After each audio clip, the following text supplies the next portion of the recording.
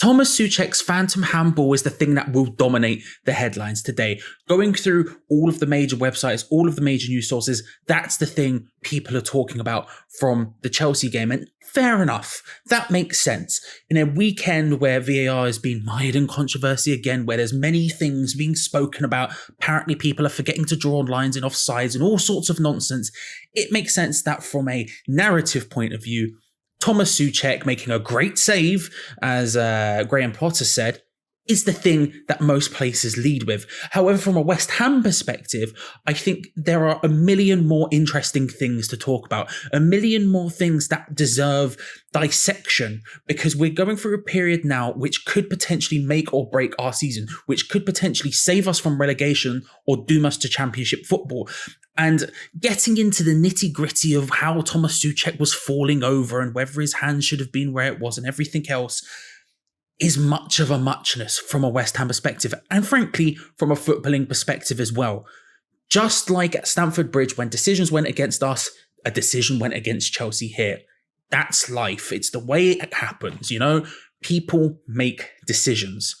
But when it comes to the actual match from a West Ham perspective, there are by and large two camps. Because when you do a watch along like I do, you tend to hear sort of every single argument at once, usually hitting you in a wave. And so it's quite difficult to discern which are the most popular narratives. You have to sort of go through social media and the comments section and everything else after, because when it's all coming at you in a live format, it's quite difficult to sift through, which is why I bring them to you now.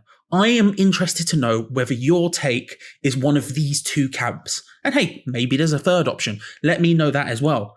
But by and large, it tends to be either one, it was a good point. It was a good, important point in a relegation season where at the beginning of that game, it looked like we were about to be absolutely wiped off the planet, completely decimated. We fought back to get a very, very important point, something that could be down the line incredibly important. Or the other opinion, which is it was 2 points dropped. This is a Chelsea team who have not been good enough this year, who have gone through a huge amount of players, a huge amount of turmoil, a new manager that doesn't seem to be able to get to grips with things. And that second half performance specifically shows that actually we should be getting 3 points from games like that. Now, personally, I come down somewhere in the middle.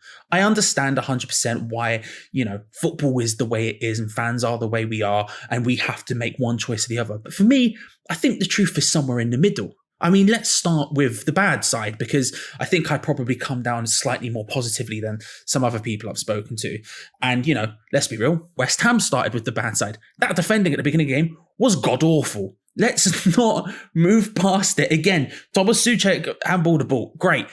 What was going on there? That was awful and uncharacteristically awful, because for the last couple of games, I've been talking about how good I thought our centre-backs have been. I've been talking about how this back three with Aguerd, Ogbonna and a third, ideally Zuma, but obviously in this situation, Kerr or potentially Ben Johnson, is the way to go forward. It gives us such a good foundation going forward. It made me feel safe again. It made me feel like actually we could take on teams and not get absolutely overrun.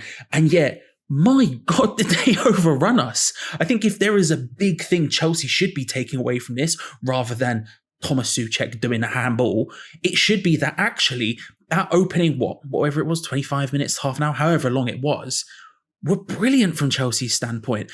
A team of a bunch of random individuals who have been thrown together for extortionate amounts of money all of a sudden seemed to gel really well. Kai Havertz was making great runs in behind.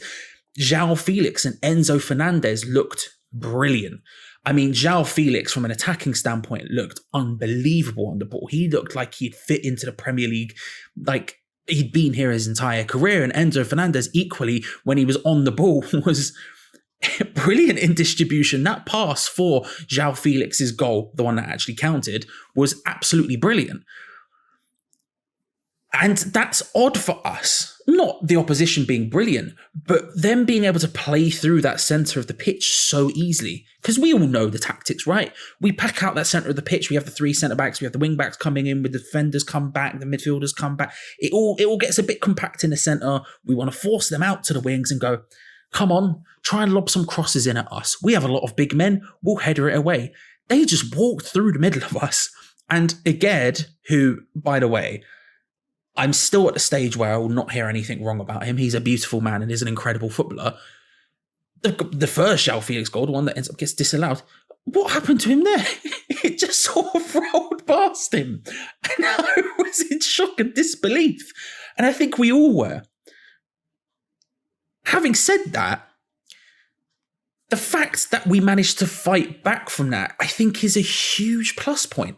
I mean, I was terrified once the third time, when the ball hit the net the third time, that it was going to be an awful situation in which our heads drop and they just completely roll over us, right? I was concerned that mentally, the gains that we had made over the last couple of games, getting a bit of momentum, getting some good results, was going to dissipate completely, and this Chelsea team were going to absolutely roll all over us. You had Madueke as well, we haven't mentioned, coming in off that right-hand side. He was taking the ball past Aguerd at one point pretty easily. But we didn't. And if anything, as the game went on, we got better. The second half came out and we took it to them. We got to grips to the game, quite literally.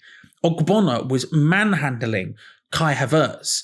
All of a sudden, Joao Felix, although still getting quite a lot of free roam around the pitch, wasn't quite as effective. Enzo Fernandez's role was almost completely nullified. Defensively, we got our act together in the second half. And I know that we will want to see more attacking football. I don't think there's any West Ham fan that doesn't want to see us scoring more goals, that doesn't want to see us being more attacking in some form. But in games like that, we have to get the defensive side of it right. Otherwise, a team like Chelsea will just walk through you with ease. And that second half was a much better. Now, overall, when you look at the performance on the other side again, was it good enough? No, I would say it wasn't. You know, going back to that first idea of, or the second idea of it was 2 points drop, blah, blah, blah, blah, blah. I don't think we were good enough. I think over the course of the game, did we deserve the draw? I would argue no. I don't think we did. I think the second half, sure, but I think the second half was quite nothing-y in the end. I think we cancelled each other out in that we cancelled out Chelsea and then had basically nothing going forward. However, in the first half, I thought Chelsea was so significantly far and away better than us that to say they didn't deserve 3 points to me feels disingenuous. However, there were lots of good points as well. I mean, the wing-back situation seems to have all of a sudden become not solved, but certainly a lot more comfortable. My big problem with this system, with playing three at the back, was that we don't have wing-backs. We just don't. Emerson's the only person who looks like he's comfortable in a wing-back position, and he hasn't been that great since joining us. However, again, over the last couple of games, he seems to have started to pick up some sort of form and some sort of momentum, and we got our just desserts today.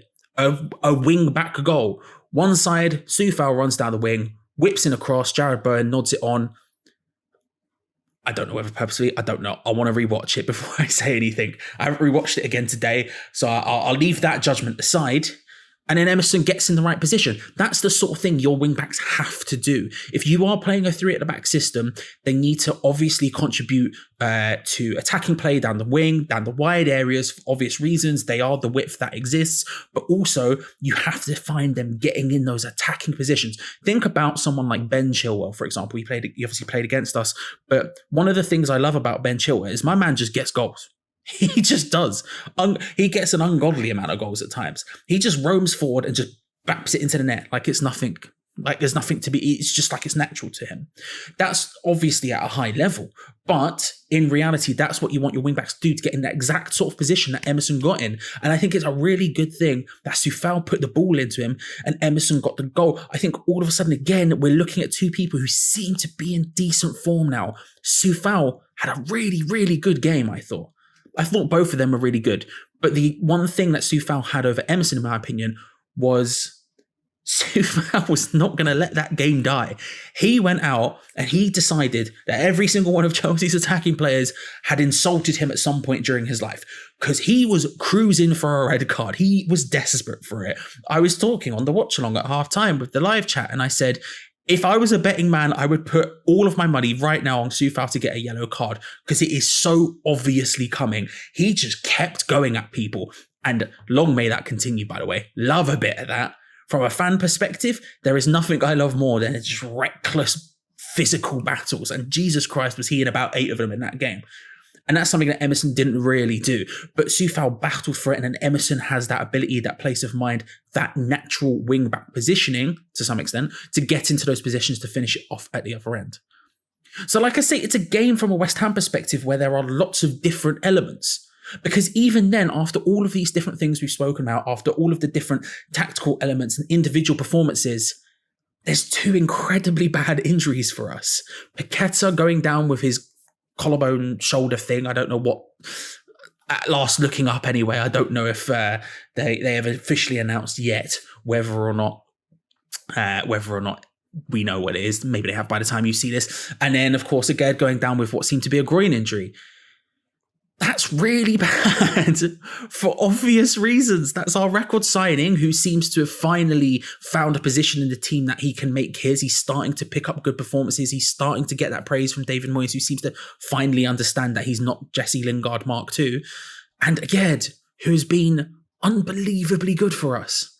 And the fact that those 2 people have gone out is a massive, massive problem for us. If you'd said to me before the game, name 3 players you don't want to get injured, it would have probably been, realistically, those 2 and Declan Rice. And Declan Rice was already ill. I mean, that's a virus. Those things go away. I am really concerned about these things. Obviously, Aguerd seems to be just having this reoccurring injuries at this point. Every time he goes for a challenge, there seems to be a moment where he lies on the floor and I crap myself. Paqueta getting this, whatever this thing is, happening yet again. In a run of games that I said that could make or break our seasons, having these people out is a massive, massive issue. Because realistically, the next game is what it is. Someone in the live chat who believed more strongly that we needed to win today asked me if before this run of fixtures, being Newcastle, Chelsea, Tottenham, would you have taken 2 points? Because they wouldn't have. Now, I personally very happily would have taken 2 points. Now, my concern is more about performances. I think the performances should be better. And as long as we get good performances, then the results come, the points come, we're fine. However, in days like yesterday, where we weren't good enough performance-wise, in my opinion, get me those points, baby. Get me that smash and grab. I'll take that all day, all night.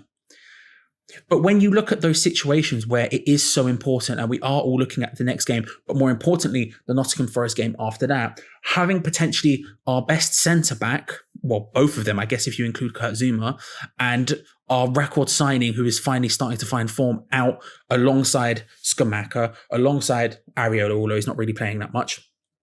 This is an issue for us. This is a big, big issue for us.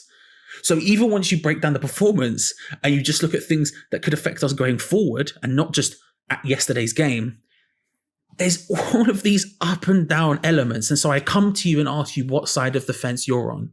And hey, like I said, maybe there is a third option. Maybe there is a third option that is, say, maybe something more in line with what I'm saying. But in general, is it a game we really should have won and potentially 2 points lost? Or is it 1 point gained and something very important for survival? Me, personally, I'm very content.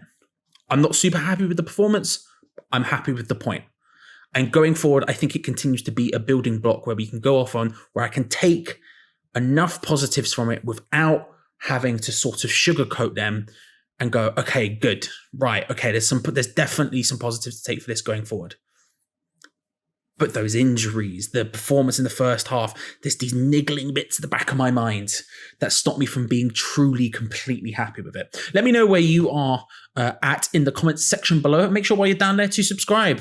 We do lots of stuff all of the time on this channel. Gio will be uploading tomorrow. He'll be back from his jollies tomorrow and he'll be uploading straight away. We do a show every single day on this channel practically, so make sure to subscribe and hit that bell notification button so you don't miss out on any future videos. And while you're there as well, actually hit that like button as well, because I can't lie, it helps us out a heck of a lot. Thank you very much for watching. I hope you enjoy your Sunday, and I'll see you next time. Come on, guys. Cheers, everyone. Bye.